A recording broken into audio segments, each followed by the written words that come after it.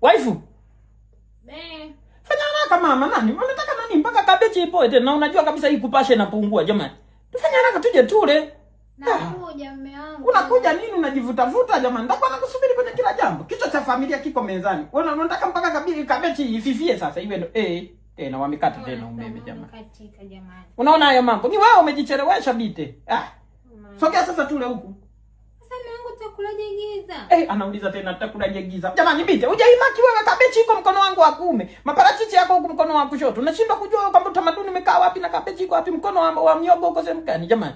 Hii nyumba ni mgeni wewe na hii meza. Tusubiri kidogo huko umeme uoga haikawi. Tutasubiri kidogo. Wewe na wife. Haya maziwa umenunua? Kwa nini nimeangua?